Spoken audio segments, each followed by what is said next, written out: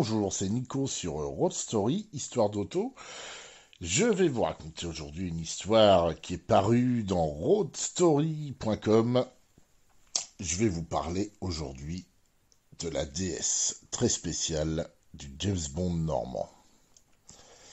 C'est l'histoire d'un contrebandier, un go-fast on dirait aujourd'hui, qui transportait du Calvados en remplissant les réservoirs additionnels de sa DS très spéciale.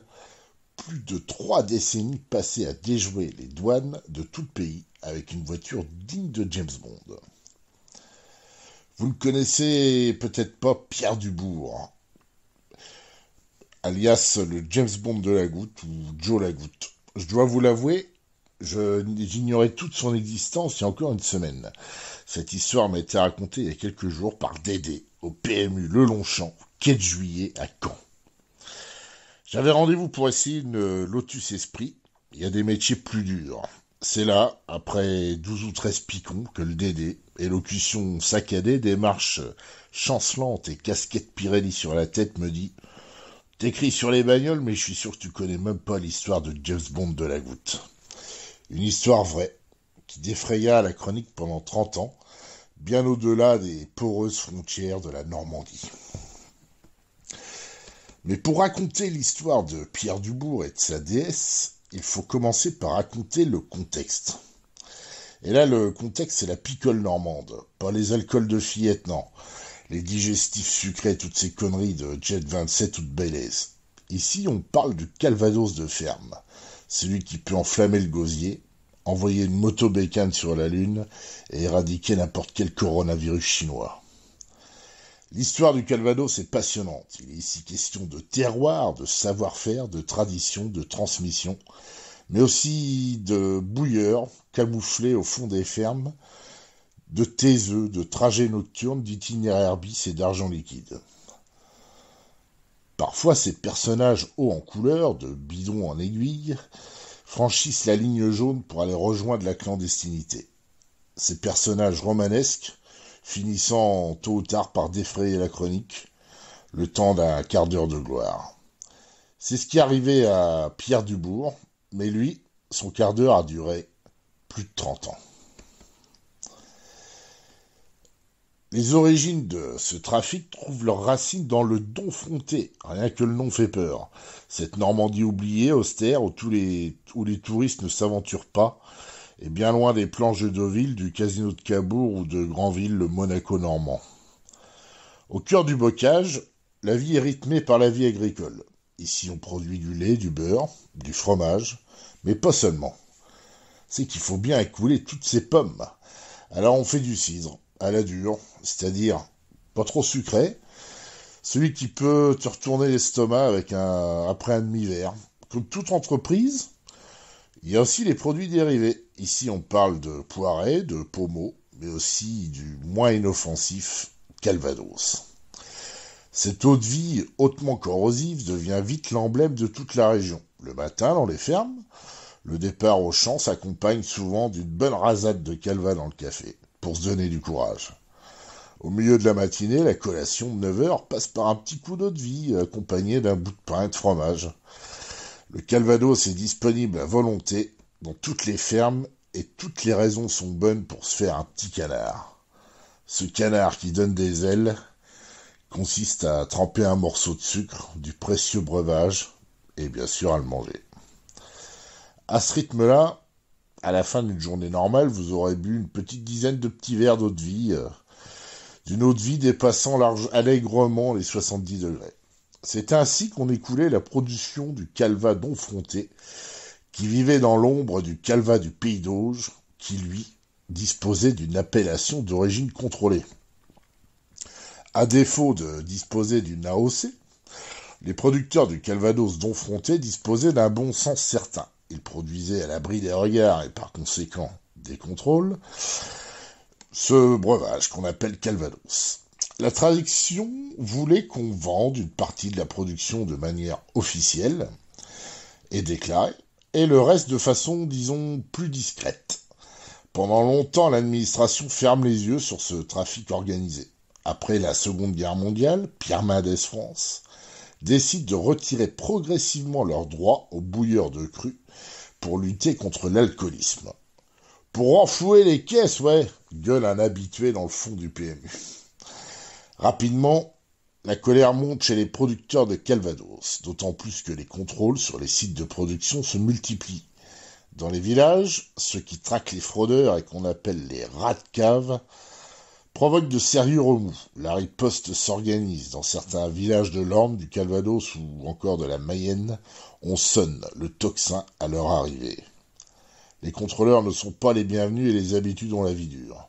Plusieurs dizaines de chauffeurs gagnent leur vie, souvent au volant de Citroën, pour aller livrer le Calvados non officiel en région parisienne, en Belgique ou aux quatre coins de la France. Parmi eux, un certain Pierre Dubourg. Ce jeune homme n'est âgé que de 24 ans lorsqu'il commence à faire parler de lui. Il fait partie de ces transporteurs qui sillonnent l'Europe, souvent de nuit, au volant de puissantes et imperturbables Citroën DS, pour mener à bien son activité clandestine de go-fast normand. Pierre Dubourg équipe petit à petit sa DS d'incroyables gadgets, dignes de l'Aston Martin du plus célèbre des espions anglais, ce qui lui vaudra un surnom, le James Bond de la goutte. Après s'être fait arrêter un paquet de fois sur le bord de la route par des gendarmes et les douaniers, Dubourg commence à imaginer des parades.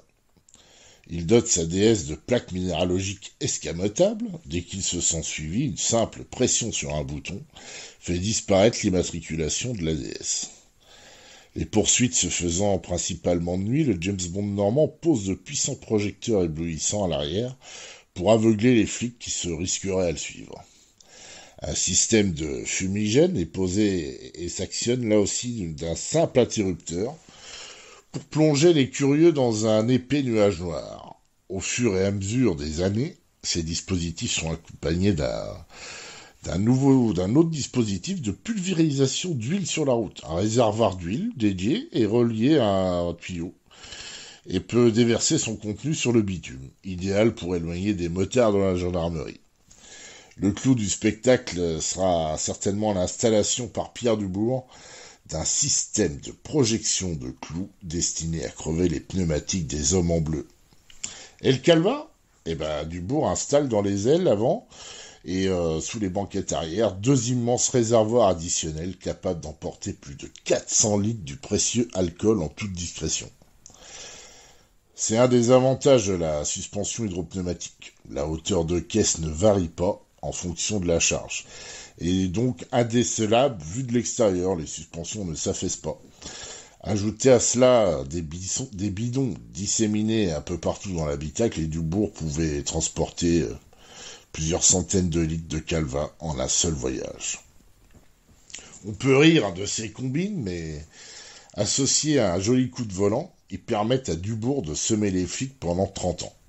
Les courses-poursuites se multiplient, parfois jusqu'à la frontière belge. Le James Bond de la goutte fait parler de lui partout où il passe et commence à devenir la star des journaux. De temps en temps, Dubourg se fait coincer.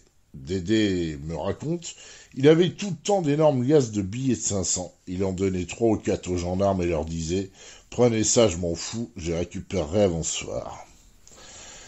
Le James Bond de la goutte est suivi de près par la presse locale et cette notoriété semble plaire à notre homme. Il se fait pincer ? Pas de problème. Il ressort systématiquement quelques heures ou jours plus tard. Rapidement, on commence à s'interroger sur le personnage et sur tous ceux qu'il protège.